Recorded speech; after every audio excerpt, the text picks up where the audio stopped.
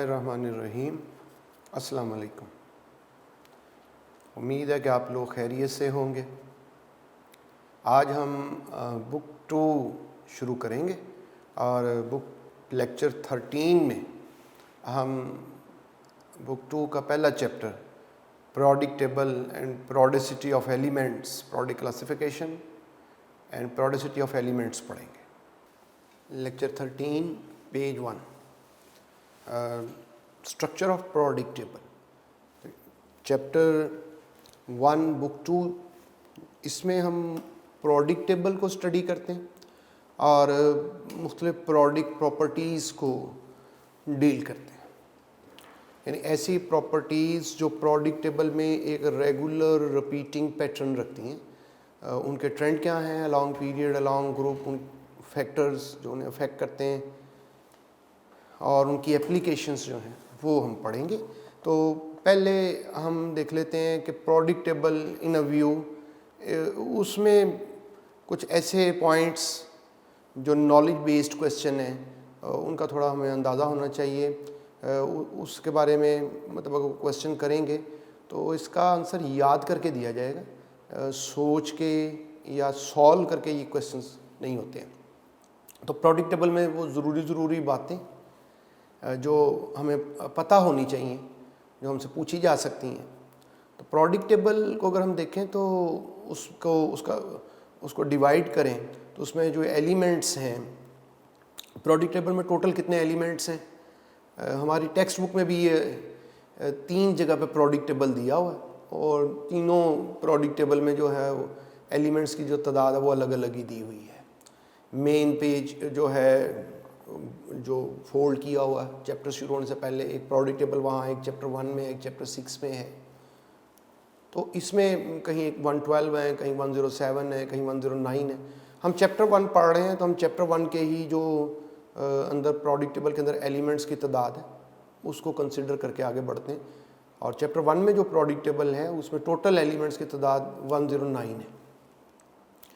उन एलिमेंट्स को अगर हम डिवाइड करें तो वो एलिमेंट्स मेनली 2 तरह के हैं। एक एलिमेंट्स हैं जिनको हम नॉर्मल एलिमेंट्स कहते हैं, उनको रिप्रेजेंटेटिव एलिमेंट्स भी बोलते हैं, और एक एलिमेंट्स हैं जिनको हम ट्रांजिशन एलिमेंट्स या नॉन रिप्रेजेंटेटिव एलिमेंट्स बोलते हैं। जो नॉर्मल एलिमेंट्स हैं इनको नॉर्मल एलिमेंट्स इसलिए कहते हैं because they show a regular repeating trend in their properties, कि इनकी जो प्रॉपर्टीज़ हैं अलॉन्ग पीरियड, अलॉन्ग ग्रुप, उनमें जो चेंज है उसमें एक रेगुलर रिपीटिंग पैटर्न है। और जो एस ब्लॉक एलिमेंट्स हैं और जो पी ब्लॉक एलिमेंट्स हैं they are collectively known as normal elements. S block elements की अगर हम बात करें तो एस ब्लॉक एलिमेंट्स में फर्स्ट ग्रुप एलिमेंट हैं, second group second A alkaline earth metals हैं, फर्स्ट ए में एल्कली मेटल्स हैं। और इसमें एक इम्पॉर्टेंट पॉइंट कि हीलियम जो कि 0 ग्रुप से है वो भी एस ब्लॉक एलिमेंट में। हीलियम का एटॉमिक नंबर 2 है, अगर हम उसकी कॉन्फ़िगरेशन करें तो 1s2 आएगी। और लास्ट इलेक्ट्रॉन अगर किसी एलिमेंट का एस में आए, एस सब शेल में, तो उसे हम एस ब्लॉक एलिमेंट कहते हैं। फिर एस ब्लॉक एलिमेंट और P block element collectively they are known as normal elements. P block element जो है ये 3rd ए से 8A तक जितने भी एलिमेंट्स हैं they are known as P block elements. उसमें कुछ इंपॉर्टेंट ग्रुप्स हैं, उनके नाम हैं ग्रुप 6A के एलिमेंट्स को कैल्कोजेंस कहते हैं। ओर फॉर्मिंग इसका मतलब है ज़्यादातर जो ओर्स हैं, जो मिनरल्स हैं, जो एलिमेंट हैं वो नेचर में ऑक्साइड और सल्फाइड की शक्ल में पाए जाते हैं, इसलिए इसको ओर फॉर्मिंग कहते हैं। और ओर फॉर्मिंग कैल्कोजेंस कहलाते हैं। हेलोजेंस हैं, सॉल्ट लाइक हैं। फिर नोबल गैसेस हैं। पहले इनको इनर्ट गैसेस कहा जाता था शुरू में, अभी उसकी बजाय जो टर्म यूज़ होती है वो नोबल गैस है। नोबल मतलब जो लेस रिएक्टिव है। जब इनर्ट बोलते तो इसका मतलब है कि ये बिल्कुल रिएक्टिव नहीं है। फिर जो एस ब्लॉक एलिमेंट्स हैं इनमें हाइड्रोजन और हीलियम को छोड़ के बाकी सारे एलिमेंट्स जो हैं वो मेटल्स हैं। हाइड्रोजन और हीलियम नॉन मेटल है। इसको ऐसे याद रखें कि जितनी भी गैसेस हैं वो हमेशा नॉन मेटल होती हैं, यानी ऐसे नहीं कहा कि तमाम नॉन मेटल गैसेस हैं, लेकिन ये कहा कि जितनी गैसेस हैं वो नॉन मेटल हैं। कुछ लिक्विड भी नॉन मेटल हैं, ब्रोमीन है जैसे, कुछ सॉलिड भी नॉन मेटल है, आयोडीन है जैसे, लेकिन गैसेस हमेशा नॉन मेटल होती हैं। पी ब्लॉक एलिमेंट में हमारे पास जो है वो मेटल्स भी हैं, नॉन मेटल्स भी हैं, मेटलॉइड्स भी हैं, उसमें ये सब मौजूद हैं। इस तरह से ट्रांजिशन एलिमेंट्स जो हैं, ट्रांजिशन एलिमेंट्स में डी ब्लॉक एलिमेंट्स हैं और एफ ब्लॉक एलिमेंट्स हैं। डी ब्लॉक एलिमेंट की फिर सीरीज़ हैं, 3D series, 4D series, 5D series और एक 6D सीरीज़ है जो इनकम्प्लीट है। एफ ब्लॉक में 2 सीरीज़ है, लेंथेनाइड, एक्टिनाइड्स, 4F और 5F सीरीज़। 4F को लेंथेनाइड्स बोलते हैं, 5F को एक्टिनाइड्स बोलते हैं। डी ब्लॉक एलिमेंट्स जो हैं इनको आउटर ट्रांजिशन एलिमेंट बोलते हैं और एफ ब्लॉक को इनर ट्रांजिशन एलिमेंट बोलते हैं। और जब ट्रांजिशन एलिमेंट कहते हैं तो कलेक्टिवली ये दोनों उस कैटेगरी में आते हैं। और टोटल एलिमेंट जो है प्रोडिक्ट टेबल में चैप्टर 1 में हमारे पास वो 109 है। और अगर इसको हम ऐसे क्लासीफाई कर लें कि इसमें एस ब्लॉक में कितने हैं, पी ब्लॉक में, डी ब्लॉक में, एफ ब्लॉक में कितने एलिमेंट्स हैं, तो एस ब्लॉक में टोटल एलिमेंट जो है वो 14 है, पी में 30, डी में 37 और एफ में 28। और फर्दर इसे क्लासीफाई करें कि इसमें मेटल्स कितनी हैं, नॉन मेटल्स कितनी हैं और मेटलॉइड कितने हैं, तो एस ब्लॉक में 12 जो हैं वो मेटल्स हैं, 2 नॉन मेटल हैं, अब जो हाइड्रोजन और हीलियम है। पी ब्लॉक में 30 एलिमेंट है टोटल, 7 उसमें मेटल हैं और 16 उसमें नॉन मेटल है, मेटलॉइड उसमें 7 है। और किसी और ब्लॉक में मेटलॉइड नहीं है। मेटलॉइड सिर्फ इसी तरह से क्वेश्चन जैसे वो पूछ लें हमसे कि total metalloids present in the periodic table, तो ये MCQ होगा, तो इसका आंसर 7 है। फिर डी ब्लॉक एलिमेंट है, ये 37 और सारी मेटल्स हैं। एफ ब्लॉक एलिमेंट में सारे 28 एलिमेंट जो हैं वो मेटल्स हैं। टोटल जो मेटल है अगर प्रोडिक्ट टेबल में देखें तो वो 84 है, टोटल नॉन मेटल 18 है। फिर on the basis of state अगर बात करें तो ये जो 109 एलिमेंट हैं इसमें कितने सॉलिड है, कितने लिक्विड है, कितने गैस है। 94 एलिमेंट्स हैं जो सॉलिड बनते हैं इसमें से, और 4 एलिमेंट्स हैं जो लिक्विड है। मरकरी है लिक्विड, ब्रोमीन है लिक्विड। मरकरी और ब्रोमीन जो है ये रूम टेम्परेचर पे लिक्विड है, और सीजियम जो है और गैलियम ये भी लिक्विड है। सीजियम जो है 28 डिग्री सेल्सियस मेल्टिंग पॉइंट है, 28 पे यानी ये लिक्विड है, और गैलियम जो है इसका मेल्टिंग पॉइंट 30 डिग्री सेल्सियस है। तो मतलब अगर हम रूम टेम्परेचर 25 कंसीडर करें तो फिर 2 लिक्विड होंगे, और अगर रूम टेम्परेचर हम 30 कंसीडर करें तो फिर 4 एलिमेंट्स लिक्विड है। तो जब हम इसको पढ़ेंगे तो बाज़ जगह हमें 2 एलिमेंट मिलेंगे, बाज़ जगह 4 एलिमेंट मिलेंगे। तो इसमें ये फ़र्क है कि रूम टेम्परेचर को हम क्या कंसिडर करते हैं।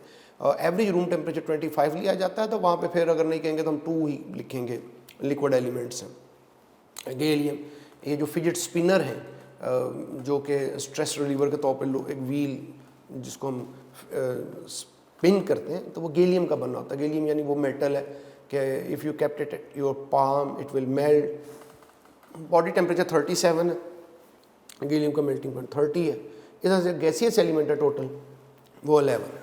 पेज 2 हमने प्रोडिक प्रॉपर्टीज़ पढ़नी है। प्रोडिसिटी कहते हैं when there is present some regular repeating pattern.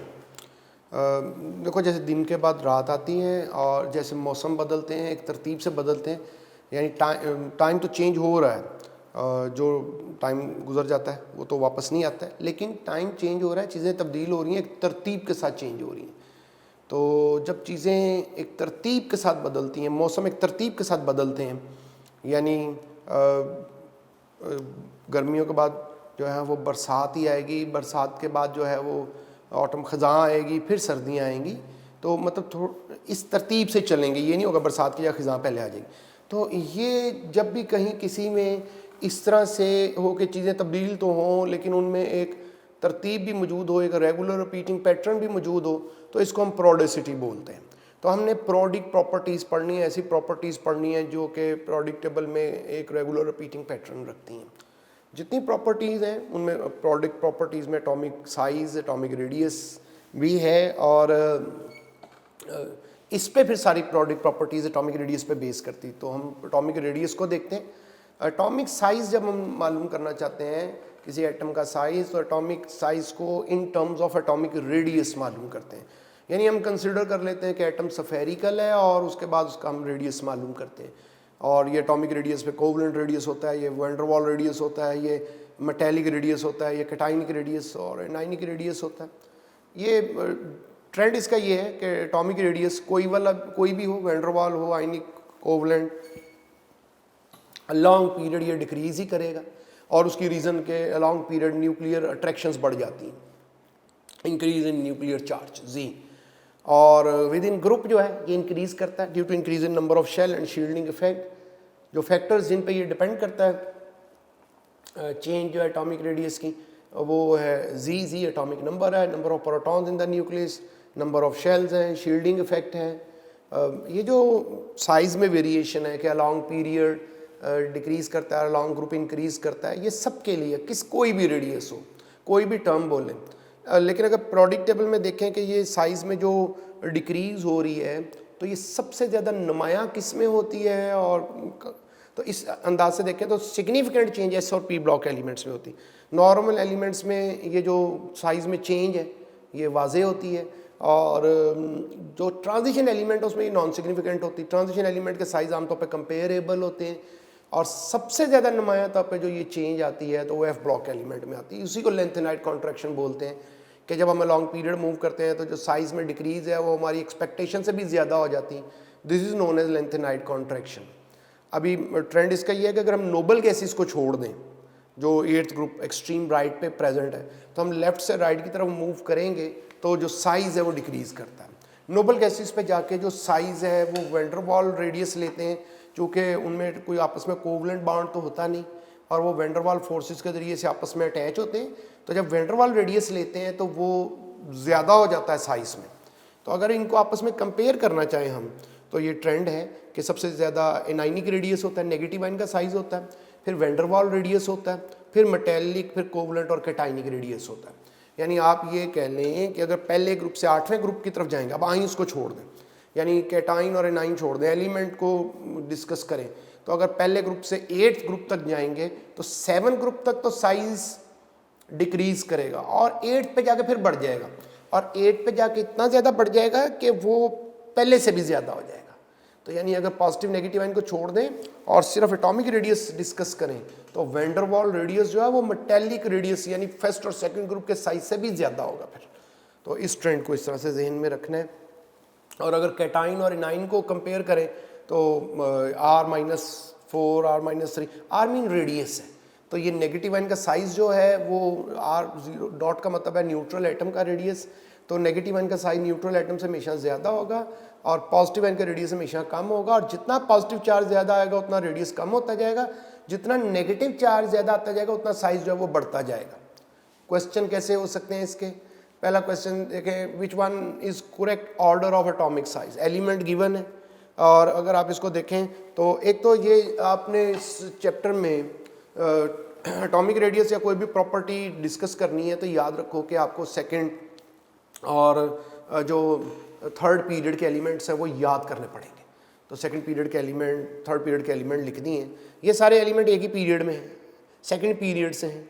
अब चूँकि वैन डर वाल रेडियस सबसे ज़्यादा होता है तो लिहाजा नियॉन का साइज सबसे ज़्यादा होगा, और फिर बिलियम, कार्बन, फ्लोरीन, फिर लेफ्ट टू राइट साइज जो है वो डिक्रीज़ करेगा, इसलिए इसकी ऑप्शन जो है वो बीटा हो जाएगी। क्वेश्चन सेकंड देखो, लार्जेस्ट इन साइज। अब आइंस दिए हुए हैं, ये आमतौर पे जब भी आइंस देंगे पॉजिटिव नेगेटिव मिक्स, तो याद रखो वो आइसोइलेक्ट्रॉनिक आइंस होंगे। अब इन सब में देखो अगर इलेक्ट्रॉन प्रोटॉन काउंट करें तो प्रोटॉन इनके एटॉमिक नंबर से पता चल रहा है, ऊपर सेकंड और थर्ड पीरियड में एटॉमिक नंबर लिखे हैं, एक एलिमेंट का एटॉमिक नंबर पता होगा तो सबके एटॉमिक नंबर हमें पता चल जाएंगे। तो ये सबके प्रोटॉन है, किसी पे पॉजिटिव नेगेटिव चार्ज आने से एटॉमिक नंबर तो चेंज नहीं होता है, प्रोटॉन सेम रहते हैं, जितना एटॉमिक नंबर होता है उससे प्रोटॉन्स पता चलते हैं। पॉजिटिव चार्ज आने से इलेक्ट्रॉन जो हैं, अब 11 प्रोटॉन है सोडियम N प्लस में, तो प्लस चार्ज का मतलब एक इलेक्ट्रॉन कम हो गया, जितना पॉजिटिव चार्ज है उतने इलेक्ट्रॉन कम हो जाते हैं, जितना नेगेटिव चार्ज है उतने इलेक्ट्रॉन ज़्यादा हो जाते हैं। तो इन सबको देखें तो सब में इलेक्ट्रॉन की तादाद एक जैसी है, प्रोटॉन जो है वो डिफरेंट है, तो ये आइसोइलेक्ट्रॉनिक आइंस हैं जिनमें टोटल इलेक्ट्रॉन सेम हो जाए। आइसोइलेक्ट्रॉनिक आयन का सिंपल हिंट ये है कि उसमें जब आइसोइलेक्ट्रॉनिक आइंस हो तो जो साइज़ है वो एटॉमिक नंबर के इन्वर्सली प्रोपोर्शनल होता है, जिसका एटॉमिक नंबर ज़्यादा होगा, जिसके न्यूक्लियस में प्रोटॉन ज़्यादा होंगे, उसकी न्यूक्लियस से अट्रैक्शन ज़्यादा होगी, उसका साइज़ कम होगा। लिहाजा इसका आंसर जो है वो चार्ली है, क्योंकि चार्ली में जो है हमें बताना सबसे ज़्यादा साइज़ किसका है, और चार्ली में जो है हमारे पास ऑक्साइड आयन है, ऑक्साइड आयन में जो है वो सबसे कम प्रोटॉन है, एटॉमिक नंबर सबसे कम है, उसका साइज़ सबसे ज़्यादा होगा। फिर देखिए स्मॉलेस्ट इन साइज़ क्वेश्चन 3, फिर वही सबके इलेक्ट्रॉन प्रोटॉन लिखे हैं, उनको कंपेयर कर लिया है, और कंपैरिजन करके हमने अंदाज़ा कर लिया है। ये सब में अब ये 2 सेट हो गए, एक थे जिनमें 2 इलेक्ट्रॉन, एक में जिनमें 10 इलेक्ट्रॉन है। कम साइज़ किसका होगा? 2 इलेक्ट्रॉन का मतलब है 1 शेल, और 10 इलेक्ट्रॉन का मतलब है 2 शेल। 1 शेल ज़ाहिर है साइज़ में कम है, उनमें से फिर हम एटॉमिक नंबर से कंपेयर कर लेते हैं, जिसका एटॉमिक नंबर ज़्यादा है उसका साइज़ कम होगा, तो इसलिए आंसर ब्रिलियंट। पेज 3 एक क्वेश्चन देखो, practice smallest cation anion ratio is. अब इसको अगर कंपेयर कैटाइन एनाइन रेशो, इसका मतलब है कि R+/R नेगेटिव हमने मालूम करना है कि पॉजिटिव आयन का radius divided by negative ion का रेडियस। अब अगर इन सबको देखें आप, ये आयनिक कंपाउंड हैं तो इनमें पॉजिटिव आयन तो डिफरेंट है, नेगेटिव आयन सेम है। अब नेगेटिव आयन सेम है, क्लोराइड है, इसका मतलब नेगेटिव आयन का रेडियस तो सबके लिए कॉमन है। अब ये रेशो जो है इसका मतलब नेगेटिव आयन पे तो डिपेंड नहीं करेगी, सिर्फ पॉजिटिव आयन पे डिपेंड करेगी। और जब सबसे छोटा पॉजिटिव आयन होगा तो रेडियस का आंसर भी सबसे छोटा होगा, क्योंकि न्यूमिनेटर कम होगा तो आंसर कम आ जाएगा। तो जितने अब पॉजिटिव आयन्स हैं उनको कंपेयर करते हैं और उनमें से देख लेते हैं सबसे छोटा पॉजिटिव आयन कौन सा है। तो ये फर्स्ट ग्रुप से सोडियम और पोटेशियम और मैग्नीशियम और कैल्शियम सेकंड ग्रुप से हैं, तो लेफ़्ट टू राइट जाने से साइज़ डिक्रीज़ करता है, टॉप टू बॉटम इंक्रीज़ करता है। तो इसमें सबसे कम साइज़ मैग्नीशियम का होगा, इसलिए मैग्नीशियम क्लोराइड की कैटाइन एनाइन रेशो सबसे कम होगी। Which of the following, question 4 are in increasing order of atomic size. Size compare करना, ये सारे, अब ये आपको कहा कि जहन में रखो कि पॉजिटिव नेगेटिव आइंस डिफरेंट दिए हुए हैं, तो आमतौर पे वो आइसोइलेक्ट्रॉनिक आइंस ही होंगे। तो इनको अगर देखो कंपेयर करो, सब में इलेक्ट्रॉन जो है वो सेम है, आइसोइलेक्ट्रॉनिक है, और सब में प्रोटॉन डिफरेंट है। इंक्रीजिंग ऑर्डर का मतलब ये है कि पहले आपने उसको लिखना है कि जिसका साइज़ कम है, और बाद में ज़्यादा, और सबसे आखिर में उसको लिखना है जिसका साइज़ सबसे ज़्यादा है, यानी कम से ज़्यादा की तरफ। तो हमने पढ़ा है कि जो साइज़ है वो एटॉमिक नंबर के इन्वर्स है आइसोइलेक्ट्रॉनिक आइंस में, क्योंकि इनमें इलेक्ट्रॉन सेम है, इसका मतलब शेल सेम है। शेल सेम है, शेल सेम है, इसका मतलब ये अलॉन्ग पीरियड हो गया फिर, क्योंकि पीरियड में शेल सेम रहता है। तो फिर ये ऑर्डर जो है वो बीटा बनेगा, यानी कि इसमें सबसे पहले उसको लिखेंगे जिसका एटॉमिक नंबर जो है, जिसका साइज़ सबसे कम होना चाहिए, और साइज़ उसका सबसे कम होगा जिसका एटॉमिक नंबर ज़्यादा होगा। तो सबसे पहले उसको लिखो जिसका एटॉमिक नंबर ज़्यादा है, और इस तरह से एटॉमिक नंबर बढ़ता जाएगा, और सबसे आखिर में उसको लिखेंगे जिसका एटॉमिक नंबर कम है, तो साइज़ वेरी करेगा। Ionization energy, ionization energy is energy required to remove an electron from an isolated gaseous atom. हमारे पास एक इलेक्ट्रॉन है, एक एटम है गैसियस स्टेट में, उसमें से एक इलेक्ट्रॉन रिमूव करना है, तो जो एनर्जी चाहिए वो आयनाइजेशन एनर्जी कहलाती है। आयनाइजेशन एनर्जी किन बातों पे डिपेंड करती है? एटॉमिक रेडियस पे करती है, एटॉमिक नंबर पे करती है, शील्डिंग इफेक्ट पे करती है, स्टेबिलिटी ऑफ इलेक्ट्रॉनिक कॉन्फ़िगरेशन पे करती है, ऑर्बिटल्स पे करती है, नेचर ऑफ ऑर्बिटल्स पे, इन सब के साथ क्या ट्रेंड है, एटॉमिक रेडियस के साथ इन्वर्स है, एटॉमिक नंबर के डायरेक्टली प्रोपोर्शनल है। शील्डिंग इफेक्ट, शील्डिंग इफेक्ट उसका ज़्यादा होता है जिसमें शेल ज़्यादा होते हैं। यानी कब शील्डिंग इफेक्ट होता है कि आखिरी इलेक्ट्रॉन और न्यूक्लियस के बीच में जो इलेक्ट्रॉन है दरमियान में, वो फोर्स ऑफ अट्रैक्शन को शील्ड करते हैं, इसे शील्डिंग इफेक्ट कहते हैं। तो शील्डिंग इफेक्ट मतलब हमें अंदाज़ा करना है ज़्यादा कब है, जब शेल ज़्यादा होते हैं। जैसे ग्रुप में जब नीचे आते हैं तो शेल चूँकि बढ़ते हैं तो शील्डिंग इफेक्ट भी बढ़ेगा, और पीरियड में जब मूव करते हैं लेफ़्ट टू राइट तो चूँकि शेल ही चेंज नहीं होते तो शील्डिंग इफेक्ट भी चेंज नहीं होगा। तो इसकी रिप्रेजेंटेशन इस तरह से एक्स जो है एक्स प्लस गैसियस में होना चाहिए। आइसोलेटेड का मतलब नॉन बॉन्डेड होना चाहिए, बॉन्ड ना बना हो किसी के साथ, गैसियस एटम हो, उसमें से इलेक्ट्रॉन रिमूव करने के लिए जो एनर्जी चाहिए वो आयनाइजेशन एनर्जी। इसमें क्या इंपॉर्टेंट बातें सिंबल याद रखने हैं कि गैसियस में हो, नॉन बॉन्डेड हो, बॉन्ड ना बना हो किसी के साथ। सबसे कम जो आयनाइजेशन एनर्जी प्रोडिक्ट टेबल में वो सीजियम की है, सबसे ज़्यादा जो है वो हीलियम की है, और सारे एलिमेंट जो उनकी फर्स्ट आयनाइजेशन एनर्जी होती है, यानी आयनाइजेशन एनर्जी की टर्म सारे प्रोडिक्ट टेबल पे अप्लाई होती है। इसके जितने क्वेश्चन हैं, इसकी जितनी प्रॉब्लम्स हैं, वो ये उसके एक्सेप्शन के साथ ये उसका ट्रेंड है कि सेकेंड पीरियड और थर्ड पीरियड के एलिमेंट दिए हुए हैं, ऊपर ग्रुप नंबर लिखे हैं। सबसे कम जो है वो आयनाइजेशन एनर्जी फर्स्ट ग्रुप के एलिमेंट्स की, सबसे ज़्यादा जो है वो नोबल गैसेस की है। लेफ़्ट से राइट की तरफ मूव करते हैं तो बढ़ती है, और कुछ बीच में एक्सेप्शन है, जब सेकंड से थर्ड में जाते हैं तो बढ़ने जो है वो हमारे पास आयनाइजेशन एनर्जी बढ़ने की बजाय कम हो जाती है। इस तरह से जब फिफ्थ से सिक्स्थ में जाते हैं ग्रुप में तो बढ़ने की बजाय कम हो जाती है। एहतियात करनी है कि जब ब्रिलियम और बोरॉन कभी आ रहे हों, मैग्नीशियम और एल्यूमिनियम आ रहे हों, कंपैरिजन में नाइट्रोजन ऑक्सीजन आ रहे हों, फास्फोरस सल्फर आ रहे हों, तो अगरचे हमने पढ़ा है कि राइट साइड पे जाने से कम होती है, लेकिन ब्रिलियम से बोरॉन में जाने से कम नहीं होता। हमने पढ़ा है कि राइट साइड पे जाने से आयनाइजेशन एनर्जी ज़्यादा होती है, लेकिन ब्रिलियम से जब बोरॉन में जाएंगे तो ज़्यादा होने के बजाय कम हो जाती है। मैग्नीशियम से एल्यूमिनियम पे जाने पे ज़्यादा होने के बजाय कम हो जाती है। ऑक्सीजन से नाइट्रोजन से ऑक्सीजन में जाने से ज़्यादा होने के बजाय कम हो जाती है। फास्फोरस से सल्फर में जाएंगे तो ज़्यादा होने के बजाय कम हो जाती है। पेज 4,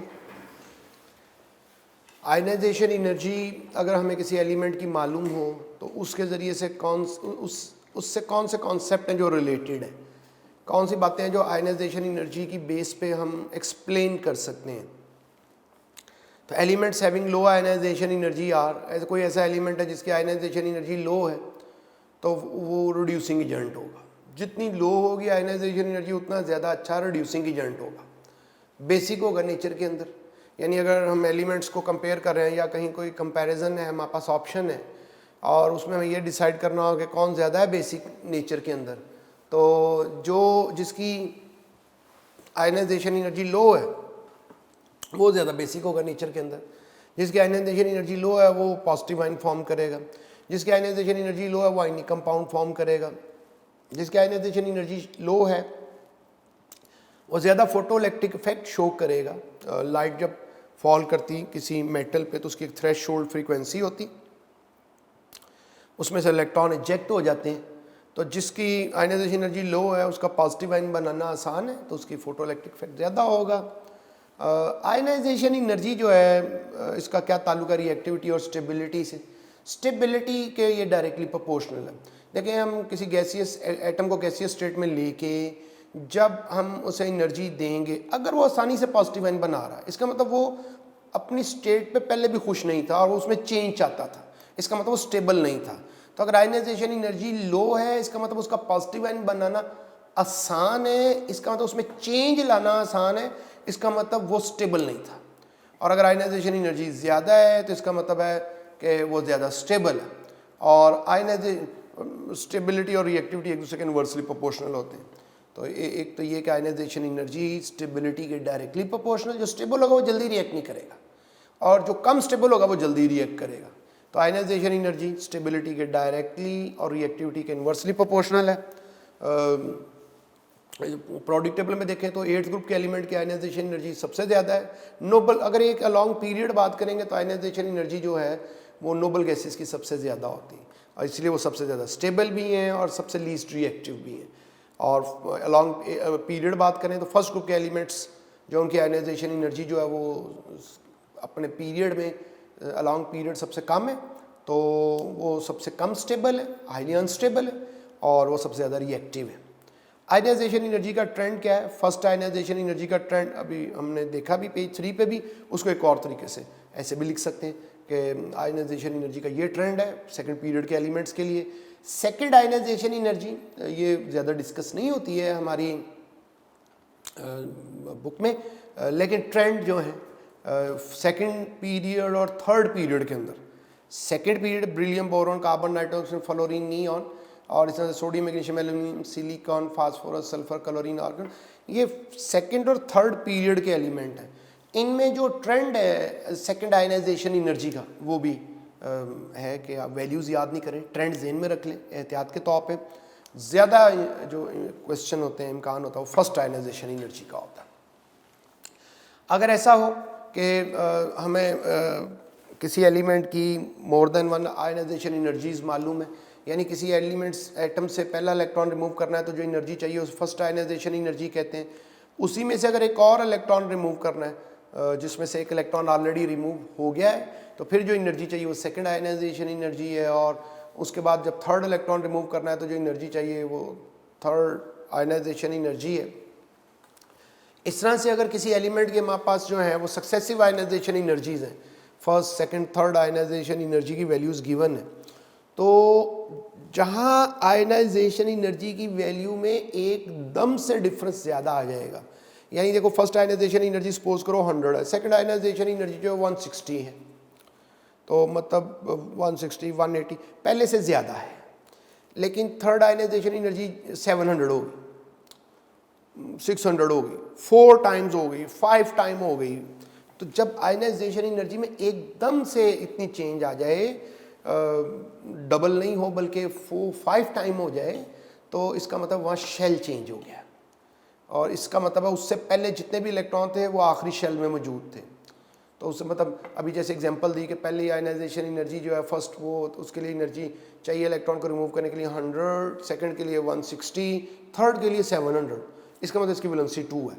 यानी कि जहाँ डिफरेंस क्रिएट हो जाएगा तो उसमें जो लोअर आयनाइजेशन एनर्जी है उसमें जितने इलेक्ट्रॉन रिमूव हुए हैं उतने वैलेंस शेल में थे और वो वैलेंसी के लाएगी। अभी एक क्वेश्चन देखो, लीस्ट स्टेबल आइन अमंग द फॉलोइंग। थोड़ा डिफिकल्टी लेवल कैसे ज़्यादा कर देते हैं। अब ये आइंस दिए हुए हैं और कह रहे सबसे लीस्ट स्टेबल कौन है। लीस्ट स्टेबल कौन होगा? जिसकी आयनाइजेशन एनर्जी सबसे कम है। अभी हम पढ़ के आए हैं कि स्टेबिलिटी जो है वो आयनाइजेशन एनर्जी के डायरेक्टली प्रोपोर्शनल है। कम स्टेबल वो है जिसकी आयनाइजेशन एनर्जी कम है। तो इन आइंस को देख लो, इनकी आयनाइजेशन एनर्जी कंपेयर कर लो। Li नेगेटिव, अब लिथियम के पास तो होते हैं 3 इलेक्ट्रॉन, लेकिन Li नेगेटिव में इलेक्ट्रॉन जो है ना वो हो गए 4, यानी इसका इलेक्ट्रॉनिक सिस्टम ब्रिलियम जैसा हो गया, उसमें होते हैं 4 इलेक्ट्रॉन। और ब्रिलियम पे जब नेगेटिव चार्ज आया तो 4 + 1 5 इलेक्ट्रॉन हो गए, वो बोरॉन जैसा हो गया। बोरॉन के पास नेगेटिव चार्ज आया तो 5 + 1 6 कार्बन जैसा हो गया। कार्बन के पास एक इलेक्ट्रॉन आया तो उसका इलेक्ट्रॉनिक सिस्टम नाइट्रोजन जैसा हो गया। अब फिर देख लो इनका ट्रेंड आयनाइजेशन एनर्जी का जो हमने पढ़ा है। तो इनमें बोरॉन की आयनाइजेशन, पहले तो ये जो आइंस हैं इनके इलेक्ट्रॉनिक सिस्टम अपने से नेक्स्ट एलिमेंट जैसे हो गए ना, एक एक इलेक्ट्रॉन ऐड हो गया तो। और फिर इनकी आयनाइजेशन एनर्जीज कंपेयर कर ली। सबसे कम आयनाइजेशन एनर्जी बोरॉन की है तो वो सबसे लीस्ट स्टेबल होगा। क्वेश्चन हो सकता है स्ट्रॉन्गेस्ट रिड्यूसिंग एजेंट, सबसे स्ट्रॉन्ग रिड्यूसिंग एजेंट कौन है। तो अगर ये क्वेश्चन करेंगे कि सबसे स्ट्रॉन्ग रिड्यूसिंग एजेंट कौन है, तो याद रखो इसका मतलब क्या है। स्ट्रॉन्गेस्ट रिड्यूसिंग एजेंट का मतलब है किसकी आयनाइजेशन एनर्जी लो है। क्योंकि हमने पढ़ा है कि रिड्यूसिंग एजेंट वो होता है जिसकी आयनाइजेशन एनर्जी लो होती, और सबसे स्ट्रॉन्ग रिड्यूसिंग एजेंट कौन होगा जिसकी आयनाइजेशन एनर्जी सबसे कम होगी। तो इनको कंपेयर कर लेते हैं। ये आइंस हैं, ये आइसोइलेक्ट्रॉनिक आइंस हैं। आइसोइलेक्ट्रॉनिक आइंस हैं, सब में इलेक्ट्रॉन एक जितने हैं, सब में शेल एक जितने हैं। अब प्रोटॉन डिफरेंट है, तो जिसमें प्रोटॉन कम होंगे उसकी आयनाइजेशन एनर्जी भी कम होगी क्योंकि उसकी न्यूक्लियस के साथ अट्रैक्शन इलेक्ट्रॉन की कम होगी। तो सबसे कम प्रोटॉन जो है इसमें फिर वो हमारे पास है क्लोराइड में, तो उनकी अपने इलेक्ट्रॉन से अट्रैक्शन कम होगी और उसमें इलेक्ट्रॉन रिमूव करना आसान है, आयनाइजेशन एनर्जी कम होगी, वो स्ट्रॉन्गेस्ट रिड्यूसिंग एजेंट है। Page 5, melting point and boiling points. तो मेल्टिंग पॉइंट बॉइलिंग पॉइंट्स जो हैं cross group cross period periodic table में हम इनको पढ़ते हैं। तो अगर पहले क्रॉस पीरियड बात करें तो फर्स्ट ग्रुप से 8th ग्रुप तक अगर जाएं तो 1 से 4 तक एक ट्रेंड है मेल्टिंग पॉइंट बॉइलिंग पॉइंट का, और 5 से 8 तक एक ट्रेंड है। 1 से 4 तक जो एलिमेंट्स हैं उनमें कोई मालिक्यूल, वो मालिक्यूल के तौर पे एग्जिस्ट नहीं करते हैं, उनमें कोई इंटरमालिक्यूलर फोर्सेस नहीं होती हैं। उनमें जो मेल्टिंग पॉइंट है वो डिपेंड करता है number of electrons involve in bonding और एटॉमिक साइज पे। जितने ज़्यादा इलेक्ट्रॉन इन्वॉल्व होंगे बॉन्ड फॉर्मेशन में, उतनी एटम्स के दरमियान फोर्स ऑफ अट्रैक्शन ज़्यादा होगी और उतना उनका मेल्टिंग पॉइंट भी ज़्यादा होगा। यानी पहले ग्रुप के एलिमेंट हैं वो एक ही इलेक्ट्रॉन डोनेट करते हैं बॉन्ड बनाने के लिए, दूसरे ग्रुप के एलिमेंट 2 इलेक्ट्रॉन, तीसरे ग्रुप के एलिमेंट 3 इलेक्ट्रॉन, चौथे ग्रुप के एलिमेंट जो है वो 4 इलेक्ट्रॉन जो है वो डोनेट करते हैं, इसलिए कार्बन सिलिकॉन टेट्रावेलेंट होते हैं। तो जैसे इलेक्ट्रॉन्स की तादाद बढ़ रही है जो बॉन्ड फॉर्मेशन में यूज़ होंगे तो एटम्स के दरमियान फोर्स ऑफ अट्रैक्शन भी बढ़ रही है, और साइज़ के जो 1 से 4 तक साइज़ के इन्वर्सली प्रोपोर्शनल है। यानी 1 से लेके 4 तक जो एलिमेंट्स हैं उनके दरमियान है इंटर एटॉमिक फोर्सेस, और ये जो इंटर एटॉमिक फोर्सेस होती हैं ये साइज़ के इन्वर्सली प्रोपोर्शनल होती हैं। तो पहले से चौथे तक साइज़ भी कम हो रहा है और इलेक्ट्रॉन्स जो पार्टिसिपेट कर रहे हैं बॉन्ड फॉर्मेशन में वो भी ज़्यादा हो रहे हैं, लिहाजा 1 से 4 तक जो है वो मेल्टिंग पॉइंट बॉइलिंग पॉइंट बढ़ता है। 4th ग्रुप पे जाके जो मेल्टिंग पॉइंट बॉइलिंग पॉइंट है वो मैक्सिमम हो जाता है। उसके बाद 5 से 8 तक जो एलिमेंट हैं ये नाइट्रोजन, ऑक्सीजन, फ्लोरीन, नियॉन, तो ये मालिक्यूल के तौर पे एग्जिस्ट करते हैं। और जो मालिक्यूल्स होते हैं सिंपल मालिक्यूल के तौर पे ये एग्जिस्ट करते हैं। और ये जो मालिक्यूल्स होते हैं इनमें इंटरमालिक्यूलर फोर्सेस होती हैं, और ये जो इंटरमालिक्यूलर फोर्सेस होती हैं ये साइज ऑफ मालिक्यूल के डायरेक्टली प्रोपोर्शनल होती हैं। तो ये अगर साइज कम होगा तो इंटरमालिक्यूलर फोर्सेस कम हो जाएंगी। तो चूंकि लेफ्ट से राइट की तरफ जाने से साइज कम हो जाता है। एक तो अगर कंपैरिजन करेंगे पहले से चौथे ग्रुप तक, तो 5वें से 8वें तक चूंकि इंटरमालिक्यूलर फोर्सेस वो एकदम से वीक होगी, लिहाजा मेल्टिंग पॉइंट बॉइलिंग पॉइंट भी कम हो गया। और दूसरा ये है कि उसमें चूंकि लेफ्ट से राइट की तरफ जाने से साइज कम हो जाता है, तो जब साइज कम हो जाता है तो उससे इंटरमालिक्यूलर फोर्सेस भी वीक हो जाती हैं। इसकी रिप्रेजेंटेशन देखो ग्राफ में कैसे करते हैं, ग्रुप में कैसे। एक तो पहले से चौथे तक melting point boiling point long period जो है वो ज़्यादा हो रहा है, फोर्थ पे जाके मैक्सिमम हो गया। और फिर टॉप टू बॉटम अगर मूव करें तो चूंकि फर्स्ट से लेके तो फोर्थ तक इंटर एटॉमिक फोर्सेस हैं, यानी या मेटेलिक बॉन्ड है या कोवलेंट बॉन्ड है। आयनिक तो नहीं आएगा क्योंकि आयनिक तो डिफरेंट एटम्स के दरमियान होता है, और हम तो प्रोडिक्टेबल पढ़ रहे हैं, उनमें तो एलिमेंट है, उनमें तो एक जैसे एटम होंगे। तो पहले से चौथे तक जो है वो left to right melting point boiling point बढ़ेगा, टॉप टू बॉटम डिक्रीज करेगा, क्योंकि ग्रुप में नीचे की तरफ साइज बढ़ जाता है एटम का, और एटम के साइज के ये इन्वर्सली प्रोपोर्शनल है। साइज बढ़ जाता है तो इंटर एटॉमिक फोर्सेज जो है वो कम हो जाएंगी। 5वें से 8वें तक ये होगा कि उनमें चूंकि मालिक्यूल है, इंटरमालिक्यूलर फोर्सेज हैं, एक तो वो इससे वीकर है, तो लिहाजा लेफ्ट टू राइट तो वीक हो गई, एकदम से मेल्टिंग पॉइंट बॉइलिंग पॉइंट कम हो गया। दूसरी बात ये है कि अगर उसमें ग्रुप से डाउनवर्ड मूव करेंगे टॉप टू बॉटम, तो मालिक्यूल का साइज बढ़ेगा, और इंटरमालिक्यूलर फोर्सेस जो हैं वो मालिक्यूल साइज के डायरेक्टली प्रोपोर्शनल हैं। जैसे मालिक्यूल का साइज ज़्यादा होता है, पोलराइजेबिलिटी ज़्यादा होती है, तो फोर्सेस ऑफ अट्रैक्शन जो है वो स्ट्रांग हो जाएगी। देखो जैसे फ्लोरीन, क्लोरीन, ब्रोमीन, आयोडीन है, तो फ्लोरीन गैस है, क्लोरीन गैस है, ब्रोमीन लिक्विड है, आयोडीन सॉलिड है। तो इसका मतलब किसी ग्रुप में जब हम बात करेंगे तो पहले ये तय करेंगे कि वो उसमें इंटर एटॉमिक फोर्सेस हैं या इंटरमालिक्यूलर फोर्सेस हैं। अगर तो उसमें इंटर एटॉमिक फोर्सेस हैं तो डाउनवर्ड वो डिक्रीज करेंगे, अगर इंटरमालिक्यूलर फोर्सेस हैं तो ग्रुप में डाउनवर्ड वो इंक्रीज करेंगे।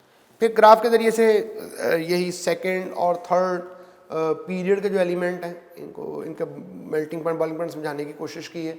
यानी लिथियम से लेके कार्बन, यानी पहले से चौथे तक बढ़ेगा, और फिर उसके बाद nitrogen, oxygen, fluorine, neon decrease करेगा, और जितना नाइट्रोजन से नियॉन की तरफ जाएंगे उतना फर्दर डिक्रीज करेगा, क्योंकि मॉलिक्यूल का साइज जो है वो कम हो रहा है। फिर नियॉन से आगे जब हम मूव कर रहे हैं, नियॉन पे सेकंड पीरियड ख़त्म हो गया, थर्ड पीरियड स्टार्ट हो रहा है सोडियम से। तो फिर सोडियम जो वो पहले ग्रुप से और सिलिकॉन जो है वो चौथे ग्रुप से है, तो सोडियम से सिलिकॉन तक मेल्टिंग पॉइंट फिर बढ़ेगा, फिर डिक्रीज करेगा। आगे जो मेल्टिंग पॉइंट है वो डिक्रीज तो किया, लेकिन उसमें थोड़ी एक्सेप्शंस भी हैं। फास्फोरस से सल्फर का ज़्यादा है, फिर क्लोरीन का कम, आर्गॉन का कम। असल में फास्फोरस जो है मालिक्यूल वो P4 होता है, और सल्फर का मालिक्यूल होता है S8। तो सल्फर S8 की फॉर्म में एग्जिस्ट करता है, और क्लोरीन Cl2 की फॉर्म में एग्जिस्ट करता है। तो ये पे मालिक्यूल के साइज डिफरेंट है, और जितना मालिक्यूल किसी का साइज ज़्यादा है उतनी पोलराइजेबिलिटी ज़्यादा है, उतनी फोर्स ऑफ अट्रैक्शन भी ज़्यादा है। कुछ क्वेश्चन देख लो। तो हाईएस्ट मेल्टिंग पॉइंट किसका है? इसमें sodium, magnesium, aluminium, silicon. Silicon चौथे ग्रुप से, सोडियम पहले से, मैग्नीशियम सेकंड से, एल्यूमिनियम थर्ड से, तो चौथे ग्रुप तक चूँकि ज़्यादा हो रहा है तो सिलिकॉन आंसर हो गया। हाईएस्ट मेल्टिंग पॉइंट किसका है? तो इसमें sulphur, chlorine, phosphorus, argon consider कर रहे हैं। तो इसमें अभी बताया कि सल्फर S8 है, और क्लोरीन जो है Cl2, P4, आर्गॉन। तो कंपैरिजन करेंगे तो इनका ट्रेंड ये बनेगा कि जिसका मालिक्यूल का साइज़ ज़्यादा है उसका मेल्टिंग पॉइंट भी ज़्यादा होगा, जिसके मालिक्यूल का साइज़ कम है उसका मेल्टिंग पॉइंट भी कम होगा। हाईएस्ट बॉइलिंग पॉइंट किसका है? ये थोड़ी एहतियात वाला MCQ है। इसमें एक बात ये है कि इनके मेल्टिंग पॉइंट का ट्रेंड और है, और इनके बॉइलिंग पॉइंट का ट्रेंड और, अगर इनको हम आपस में कंपेयर करें तो देखो आंसर तो क्वेश्चन 9 का, इसमें बॉइलिंग पॉइंट बताना है सबसे ज़्यादा किसका है। तो question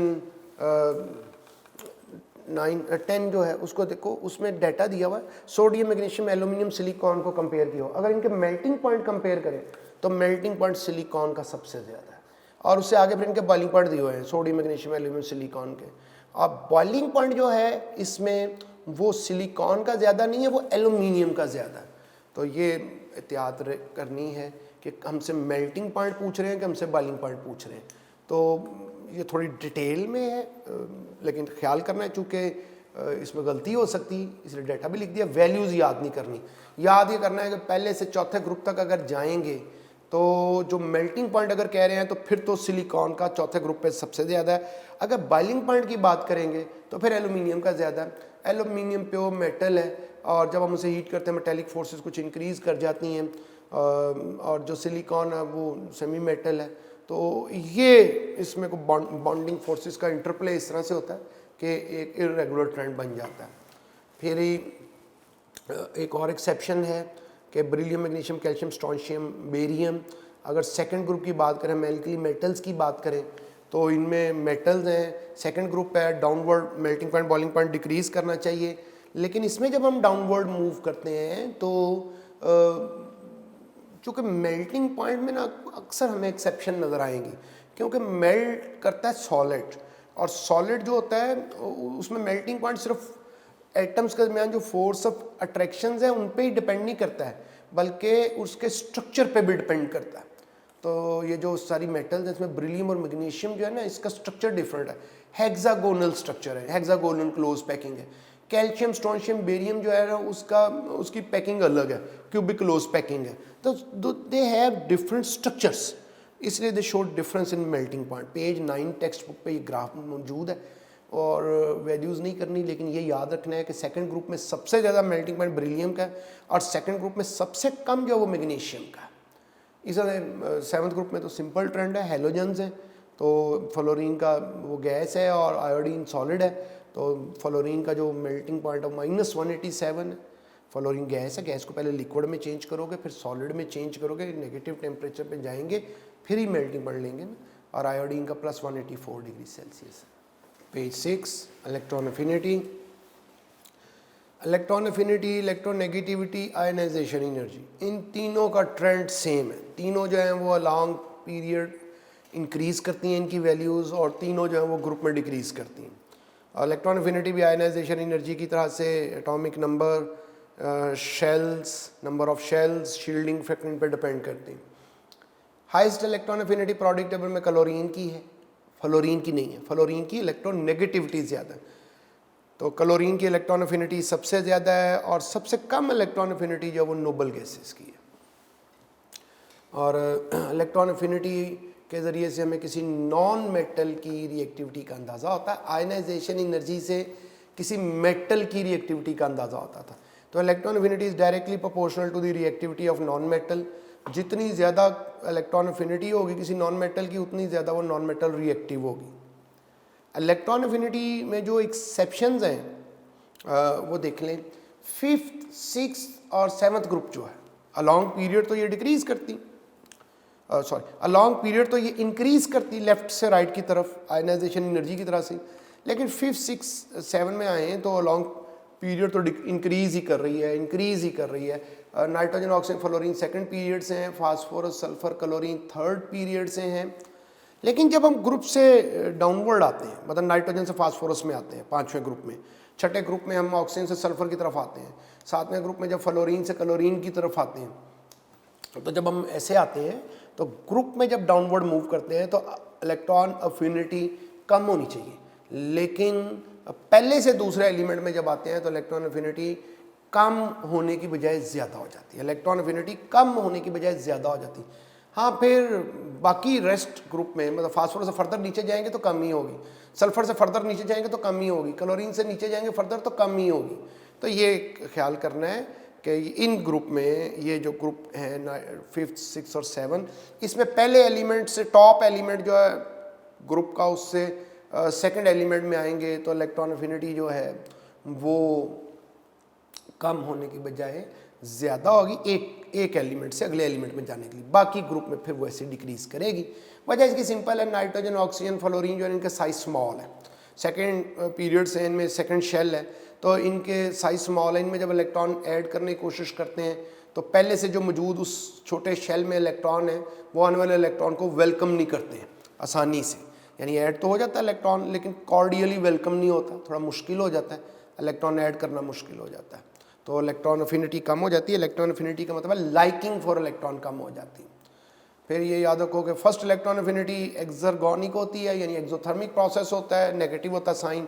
second electron affinity endergonic होती है, जैसे ऑक्सीजन है तो इसमें फर्स्ट इलेक्ट्रॉन ऐड करेंगे गैसियस एटम में। जब हम इलेक्ट्रॉन ऐड करते हैं किसी गैसियस एटम में तो उसमें जो एनर्जी में चेंज आती है वो फर्स्ट इलेक्ट्रॉन अफिनिटी है। और जब यूनी नेगेटिव आइन हो उसी में फिर इलेक्ट्रॉन ऐड करें तो फिर जो एनर्जी में चेंज आती है वो पॉजिटिव होती है। Question electron affinities are in the order nitrogen, oxygen, sulphur, chlorine. तो ऊपर जो एक्सेप्शन डिस्कस की है उसको ज़हन में अगर रखो तो इलेक्ट्रॉन अफिनिटी का ऑर्डर हमने बताना है। तो इसमें जितना राइट पे जाएंगे उतनी इलेक्ट्रॉन अफिनिटी ज़्यादा होगी, जितना राइट पे जाएंगे। तो राइट पे गए तो फ्लोरीन भी आ गया, क्लोरीन भी आ गया। अब चूँकि फ्लोरीन से क्लोरीन में आने से ज़्यादा होती तो क्लोरीन की सबसे ज़्यादा है, तो पहले नंबर पे क्लोरीन की होगी, फिर फ्लोरीन की होगी, फिर सल्फर की, फिर ऑक्सीजन की, फिर फास्फोरस की, फिर नाइट्रोजन की। ठीक है, दोबारा सुनो, जितना राइट पे जाएंगे उतनी ज़्यादा होगी, और इन ग्रुप के एलिमेंट में एक स्टेप नीचे आएंगे तो फिर और ज़्यादा होगी। लिहाजा नंबर 1 पे क्लोरीन है, नंबर 2 पे फ्लोरीन है, नंबर 3 पे सल्फर, नंबर 4 पे ऑक्सीजन, नंबर 5 पे फास्फोरस, नंबर 6 पे नाइट्रोजन। इनका ऑर्डर ये बनेगा, तो इसलिए ये ऑप्शन ए बनेगी। मेटल्स जो है अब एक आयनाइजेशन एनर्जी, इलेक्ट्रॉन अफिनिटी और इलेक्ट्रॉन नेगेटिविटी, तीनों का ट्रेंड चूँकि सेम है। जो मेटल्स होती है प्रोडिक्ट टेबल में इनके लिए इन तीनों की वैल्यूज़ कम होती है, नॉन मेटल्स के लिए तीनों की वैल्यू ज़्यादा होती है। इसको ऐसे भी बोलते हैं कि मेटल्स जो होती हैं वो इलेक्ट्रोफोबिक होती हैं, यानी फोबिया होता है ना, जो डर होता है, तो मेटल इलेक्ट्रॉन लूज कर देती है, परे करती है इलेक्ट्रॉन को, तो वो इसलिए इलेक्ट्रोफोबिक भी बोलते हैं। नॉन मेटल्स चूँकि इलेक्ट्रॉन गेन करती हैं, उनकी टेंडेंसी होती है नेगेटिव आयन बनाने की, लिहाजा उन्हें इलेक्ट्रोफिलिक कहते हैं, इलेक्ट्रॉन लाइकिंग होती हैं। इलेक्ट्रॉन नेगेटिविटी, अभी तक जो इलेक्ट्रॉन अफिनिटी, आयनाइजेशन एनर्जी है, ये आइसोलेटेड एटम की प्रॉपर्टी है, यानी एटम गैसियस स्टेट में तो है लेकिन नॉन बॉन्डेड है, उसने किसी के साथ बॉन्ड फॉर्म नहीं किया हुआ। इलेक्ट्रोनेगेटिविटी जो है ये एक बॉन्डेड एटम की प्रॉपर्टी है, जब एटम ने किसी के साथ कोवलेंट बॉन्ड फॉर्म किया हुआ है तो तब कोवलेंट बॉन्ड, ये बॉन्डेड एटम की प्रॉपर्टी है। ये रेशियो है, इसलिए इसके यूनिट्स भी नहीं होते हैं।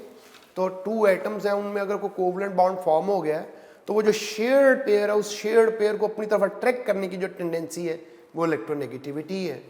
पॉलिंग स्केल, बहुत सारे स्केल हैं इसको डिस्क्राइब करने के, जो सबसे ज़्यादा यूज़ होता है वो पॉलिंग स्केल है, जिसके मुताबिक फ्लोरीन की जो है वो सबसे ज़्यादा है, 4 इलेक्ट्रोनेगेटिविटी, सबसे कम सीजियम की है।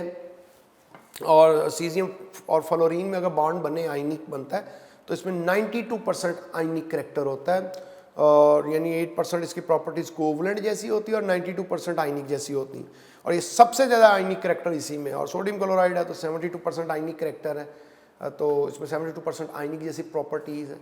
प्रोडक्ट ट्रेंड ये है कि anything that moves towards any element that are closer to the fluorine, तो उसकी इलेक्ट्रोनेगेटिविटी इंक्रीज, जितना फ्लोरीन के नज़दीक जाएंगे उतनी जो है, चाहे ग्रुप में चाहे लॉन्ग पीरियड, उतनी इलेक्ट्रोनेगेटिविटी बढ़ जाएगी।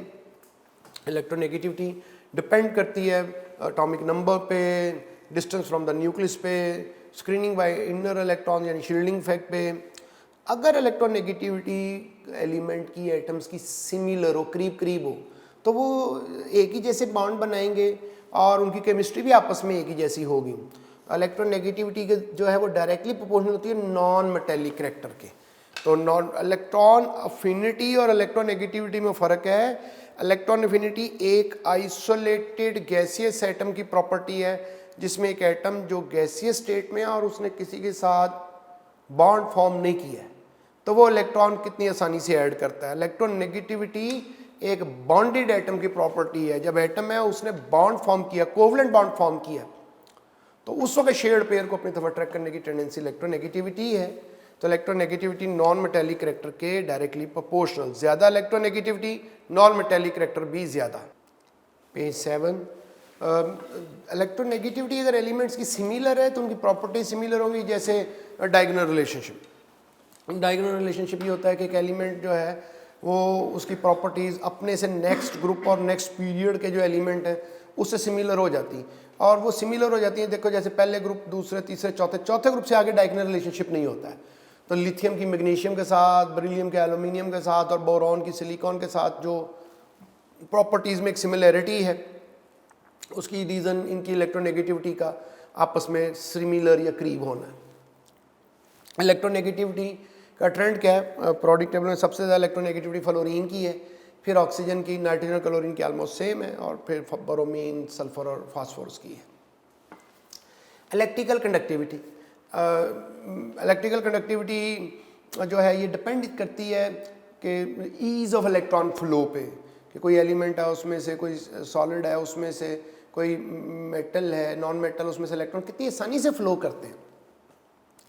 ये अगर प्रोडिक टेबल में ट्रेंड की बात करना चाहें तो अगर मेटल्स की बात करें, यार मेटल कंडक्टर होती हैं इलेक्ट्रिकल, नॉन मेटल तो है ही नहीं। मेटल्स की अगर बात करें तो अ लॉन्ग पीरियड जहाँ तक मेटल्स है वहाँ ये इंक्रीज करती हैं, फर्स्ट से सेकंड से थर्ड में, और मेटल्स में डाउनवर्ड ग्रुप में भी इंक्रीज करती हैं। पूरा प्रोडिक टेबल में देखें तो एक्स्ट्राऑर्डिनरी हाई कंडक्टिविटी जो है वो फर्स्ट बी ग्रुप की है, कॉपर, सिल्वर, गोल्ड, और जो टॉप 4 एलिमेंट है कंडक्टिविटी के लिहाज से सबसे ज़्यादा कंडक्टिविटी इलेक्ट्रिकल कंडक्टर जो है वो बेस्ट कंडक्टर सिल्वर है मेटल्स में, फिर कॉपर है, फिर गोल्ड है, फिर एल्यूमिनियम है। तो इसमें से 3 एलिमेंट जो फर्स्ट बी ग्रुप से बिलोंग करते हैं, लेकिन ज़्यादातर एल्यूमिनियम यूज़ होता है। ज़ाहिर है इसकी वजह ये कि वो एक्सपेंसिव नहीं है ज़्यादा, बाकी सारे एक्सपेंसिव हैं। बेस्ट नॉन मेटल कंडक्टर में ग्रेफाइट होता है। ग्रेफाइट जो है 4th ग्रुप से है, उस डायमंड की फॉर्म में हो कार्बन, तो नॉन कंडक्टर है, ग्रेफाइट की फॉर्म में कंडक्टर है। क्वेश्चन ऐसे हो सकता है हमसे वो पूछें कि बताओ मिनिमम कंडक्टेंस किसकी है, इनको कंपेयर कर लें, ऑर्डर बता दिया आपको। तो ग्रुप में अगर बात करें मेटल्स के लिए तो electrical conductivity depends upon the size of metal. Group में जितना नीचे जाएंगे साइज ज़्यादा होगा, इलेक्ट्रिकल कंडक्टिविटी भी ज़्यादा होगी। और जो नंबर ऑफ इलेक्ट्रॉन्स अवेलेबल होते हैं जितने ज़्यादा इलेक्ट्रॉन होंगे मेटल्स के अंदर, मेटेलिक बॉन्ड के अंदर, उतनी कंडक्टिविटी ज़्यादा होगी। जैसे फर्स्ट ग्रुप के एलिमेंट एक ही इलेक्ट्रॉन लॉस करते हैं, सेकंड ग्रुप के 2, थर्ड ग्रुप के 3, जितने इलेक्ट्रॉन ज़्यादा उतनी कंडक्टिविटी ज़्यादा। इसको एक और तरह से याद रख लें, फर्स्ट पीरियड में अगर लॉन्ग पीरियड बात करें तो पहले पीरियड में तो है ही नहीं कंडक्टिविटी, क्योंकि गैसेज हैं, नॉन मेटल्स हैं, हाइड्रोजन और हीलियम। सेकेंड पीरियड में पहले से दूसरे ग्रुप तक मेटल्स हैं, बोरॉन जो नॉन मेटल है, तो लिहाजा पहले से दूसरे ग्रुप तक कंडक्टिविटी बढ़ेगी। थर्ड पीरियड में एल्यूमिनियम तक मेटल्स हैं, लिहाजा थर्ड एल्यूमिनियम तक जो कंडक्टिविटी जो वो इंक्रीज करेगी। और फर्स्ट और सेकंड ग्रुप जो मेटल्स है उसमें डाउन द ग्रुप में मूव करेंगे तो कंडक्टिविटी इंक्रीज करेगी। तो विच of the following shows maximum electrical conductivity, तो लिथियम, सोडियम, मैग्नीशियम, एल्यूमिनियम है। सबसे कम कंडक्टिविटी इसमें एल्यूमिनियम की होगी और लिथियम की सबसे ज़्यादा है, क्योंकि फर्स्ट से थर्ड तक बढ़ती है। और page number 8 oxidation state. Oxidation state जो है फर्स्ट से अगर हम लॉन्ग पीरियड बात करें तो ऑक्सीजन स्टेट का एक ताल्लुक ग्रुप नंबर से है, और फर्स्ट से 4 तक जो ग्रुप नंबर है वो ऑक्सीजन स्टेट होती है। पहले ग्रुप के एलिमेंट +1, दूसरे के +2, तीसरे के +3 -4, और फोर्थ के +4 -4 ऑक्सीडेशन स्टेट शो करते हैं, लेकिन जो ग्रुप नंबर है वही ऑक्सीडेशन स्टेट शो करते हैं। 5th से लेके आगे ऑनवर्ड 8 वो 2 तरह की ऑक्सीडेशन स्टेट शो करते हैं। एक वो ऑक्सीडेशन स्टेट जो ग्रुप का नंबर है, और एक ग्रुप नंबर -8। जो ग्रुप नंबर से ऑक्सीडेशन स्टेट हमें पता चलती है वो मैक्सिमम ऑक्सीडेशन स्टेट है जो किसी एलिमेंट की हो सकती है, और ग्रुप नंबर -8 से मिनिमम ऑक्सीडेशन स्टेट। लिहाजा अगर हमें ये बताना होगा रेंज क्या है किसी ग्रुप की ऑक्सीडेशन स्टेट की, तो ग्रुप नंबर से मैक्सिमम और ग्रुप नंबर -8 से मिनिमम ऑक्सीडेशन स्टेट पता चलती है। ऑक्सीडेशन स्टेट एसिडिक स्ट्रेंथ के डायरेक्टली प्रोपोर्शनल है। MnO, Mn2O3, MnO2, Mn2O7 को कंपेयर करें तो इन सब में जिसकी ऑक्सीजन स्टेट ज़्यादा वो ज़्यादा एसिडिक ऑक्साइड है। ऑक्सीजन स्टेट जो है वो कोवलेंट करेक्टर के डायरेक्टली प्रोपोर्शनल होती। तो ये जो PbCl2 है, PbCl4 है, तो इसमें जिसमें ऑक्सीजन स्टेट ज़्यादा वो ज़्यादा कोवलेंट है। Transition element variable oxygen state show करते हैं, और कॉमन उनकी +2 +3 होती है। लेंथेनाइड्स, एक्टेनाइड्स जो है वो +3 ऑक्सीजन स्टेट उनकी कॉमन ऑक्सीजन स्टेट है। हीलियम जो है वो बिलोंग करता है S ब्लॉक से और उसकी 0 ऑक्सीडेशन स्टेट से। ये वो पॉइंट्स हैं जो जेन में रखेंगे हम MCQs के लिए। अगर हमें कहें कोई प्रॉपर्टी बताओगे फर्स्ट 6 एलिमेंट्स की लिए सेकंड पीरियड में जो मुसलसल बढ़ती है तो वो ऑक्सीडेशन स्टेट है। एटॉमिक रेडियस कम हो जाता है, मेल्टिंग पॉइंट 4 तक बढ़ता है, फिर कम हो जाता है। आयनाइजेशन एनर्जी में भी एक्सेप्शंस है। हाइड्रेशन एनर्जी देखिए, hydration energy left to right increase करती है, टॉप टू बॉटम डिक्रीज करती है। हाइड्रेशन एनर्जी की डेफिनेशन ये है कि 1 मोल गैसियस आइंस हों और वो वाटर के अंदर उन्हें डिज़ोल्व करें तो जो एनर्जी में चेंज आएगी वो हाइड्रेशन एनर्जी है। हाइड्रोजन एनर्जी चार्ज डेंसिटी पे डिपेंड करती है, और चार्ज डेंसिटी होती है चार्ज पर यूनिट वॉल्यूम, यानी जिसका चार्ज ज़्यादा होगा उसकी हाइड्रोजन एनर्जी ज़्यादा होगी, जिसका साइज़ कम होगा उसकी हाइड्रोजन एनर्जी जो है वो ज़्यादा होगी। साइज़ के ये इन्वर्स है, चार्ज के डायरेक्ट है। क्वेश्चन ऐसे हो सकता है मिनिमम हाइड्रोजन एनर्जी बता दें सर, इसमें मिनिमम उसकी होगी चार्ज जिसका कम है और साइज़ ज़्यादा। पोटेशियम है, विच of the following is most hydrated salt, hydrated salt कौन है इनमें से ज़्यादा, इसमें sodium chloride, magnesium chloride, aluminium chloride तो आयनिक है, और सिलिकॉन क्लोराइड तो कोवलेंट है, लिहाजा वो तो शामिल ही नहीं होगा, क्योंकि हाइड्रेशन एनर्जी की टर्म आइंस के लिए बोली जाती है, आइंस के लिए 1 मोल आइंस होने चाहिए, सिलिकॉन टेट्राक्लोराइड से आइंस ही नहीं बनेंगे। बाकी अब सब में क्लोराइड आइन तो कॉमन है, तो पॉजिटिव आइन ही चेंज है, तो पॉजिटिव आइन एल्यूमिनियम का चार्ज सबसे ज़्यादा है, साइज सबसे कम है, उसकी हाइड्रेशन एनर्जी ज़्यादा होगी। और हाइड्रेशन एनर्जी और लेटेस्ट एनर्जी जो है इनमें यह आमतौर पर हाइड्रेशन एनर्जी यूज़ होती है आयनिक कंपाउंड्स की सॉल्युबिलिटी डिस्क्राइब करने के लिए। हाइड्रेशन एनर्जी जो है अगर वो लेटेस्ट एनर्जी से ज़्यादा हो तो वो सॉल्युबल होता है, और हाइड्रोजन एनर्जी अगर लेटेस्ट एनर्जी से कम हो तो इनसॉल्युबल होता है। हाइड्रोजन एनर्जी लेटेस्ट एनर्जी की इक्वल हो तो इसका मतलब वहाँ इक्विलिब्रियम डेवलप हो गया है। सेकंड ए ग्रुप के हाइड्रोजन एनर्जी जो है वो फर्स्ट ए के ग्रुप के आइन से ज़्यादा होती है, क्योंकि उसका चार्ज डबल होता है, साइज़ कम होता है। हाइड्रोजन एनर्जी का मतलब है सल्यूट और सॉल्वेंट में अट्रैक्शन, यानी जब आइंस बन गए तो उनकी वाटर के साथ जो अट्रैक्शन है। लेटेस्ट एनर्जी का मतलब है सल्यूट और सल्यूट में इंट्रैक्शन। तो अगर हम कहते हैं ना कि हाइड्रोजन एनर्जी ज़्यादा है लेटेस्ट एनर्जी से, तो इसका मतलब यह है कि सल्यूट और सॉल्वेंट में अट्रैक्शन ज़्यादा है सल्यूट और सल्यूट के मुकाबले में, लिहाजा वो सॉल्युबल हो जाएगा। पेज 9 हेलाइड्स हैं, हाइड्राइड्स हैं, ऑक्साइड्स हैं, इनको हमने देखना है इनके एमसीक्यूज कैसे बनते हैं। पहले और हेलाइड्स, पहले और दूसरे ग्रुप के हेलाइड्स आयनिक होते हैं। इनकी प्रॉपर्टीज है कि ये सॉलिड है, high melting point, boiling point है। डाउनवर्ड अगर मूव करें जैसे सोडियम फ्लोराइड से सोडियम आयोडाइड, आयनिक कैरेक्टर बढ़ता है, मेल्टिंग पॉइंट बढ़ती, लेटेस्ट एनर्जी बढ़ती है down the group. Intermediate third group के एलिमेंट हैं, एक तो ये याद रखें beryllium, gallium, aluminium intermediate hydride form करते हैं, पॉलीमेरिक भी कहते हैं, जो लेस इलेक्ट्रोपॉजिटिव एलिमेंट होते हैं वो ये हाइड्राइड फॉर्म करते हैं। इसमें अगर डाउनवर्ड मूव करें तो मेल्टिंग पॉइंट जो है वो कम हो जाता है, इसमें भी कम हो जाता है। एल्यूमिनियम फ्लोराइड आयनिक है, बाकी सारे कोवलेंट है, उसका मेल्टिंग पॉइंट एल्यूमिनियम फ्लोराइड का आयनिक है तो ज़्यादा है, 1290 है, और वो मोल्टन स्टेट में कंडक्टर है। एल्यूमिनियम आयोडाइड कोवलेंट है, क्लोराइड, ब्रोमाइड, आयोडाइड सब कोवलेंट है, आयोडाइड सबसे ज़्यादा कोवलेंट है, डाउनवर्ड कोवलेंट करैक्टर भी बढ़ता है, ये भी याद रखना है। और 4 से लेके 7 तक कोवलेंट हेलाइड्स हैं, और लेफ्ट से राइट की तरफ जाएं तो जो कोवलेंट बॉन्ड है वो कम पोलर हो जाता है, क्योंकि इलेक्ट्रोनेगेटिविटी का डिफरेंस कम हो जाता है। कोवलेंट हेलाइड जो कि मॉलिक्यूल के तौर पे एग्जिस्ट करते हैं, तो डाउन द ग्रुप मूव करेंगे तो मॉलिक्यूल का साइज बढ़ेगा, पोलराइजेबिलिटी बढ़ेगी, लिहाजा मेल्टिंग पॉइंट वगैरह भी बढ़ेंगे।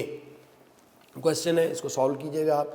हाइड्राइड्स देखें कि फर्स्ट और सेकंड के आयनिक हैं, सवाए ब्रिलियम और मैग्नीशियम के। एमसीक्यू में वो पूछेंगे कौन आयनिक है कौन नहीं, तो फर्स्ट और सेकंड के हैं, ब्रिलियम और मैग्नीशियम को छोड़ के इनके भी मेल्टिंग पॉइंट हाई और वही आयनिक प्रॉपर्टीज़ हैं।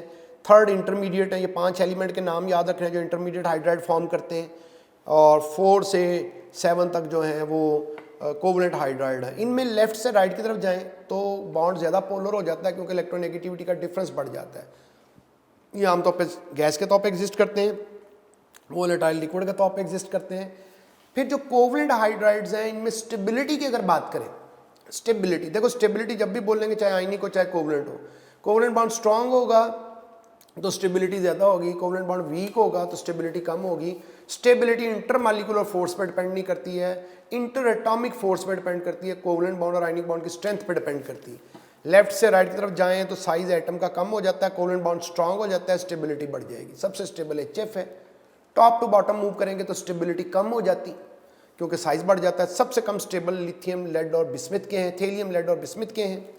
और आयनिक बॉन्ड में बात करें तो जहां आयनिक बॉन्ड स्ट्रांग होगा वहां स्टेबिलिटी ज़्यादा होगी, जितने आयंस छोटे होंगे उतना आयनिक बॉन्ड स्ट्रांग होगा, और इसलिए फर्स्ट और सेकंड में डाउन दी ग्रुप मूव करेंगे तो स्टेबिलिटी कम हो जाएगी, क्योंकि साइज बढ़ जाएगा।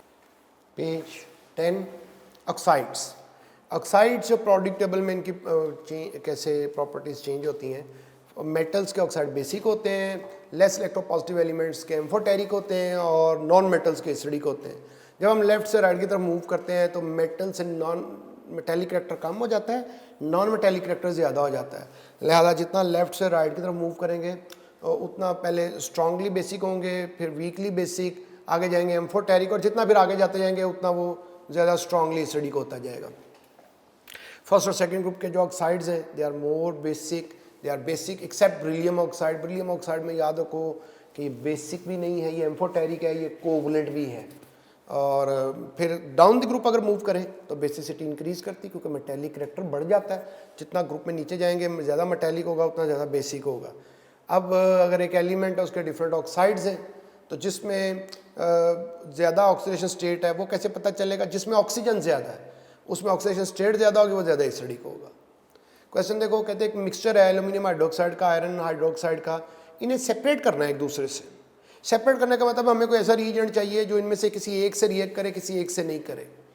तो एल्यूमिनियम हाइड्रोक्साइड एम्फोटेरिक है, एसिड से कर जाएगा, बेस से भी करेगा, स्ट्रॉन्ग बेस से करेगा। ये जो एम्फोटेरिक होते हैं ना वो स्ट्रॉन्ग एसिड स्ट्रॉन्ग बेस से रिएक्ट करते हैं।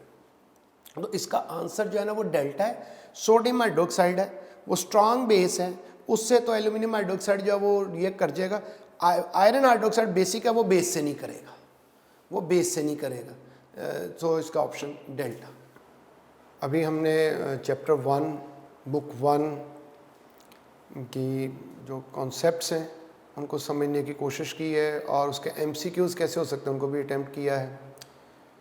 ये चैप्टर के जो कॉन्सेप्ट्स हैं ये बाकी सारी इनऑर्गेनिक केमिस्ट्री में भी अप्लाई होंगे। अपना ख्याल रखिए। शुक्रिया।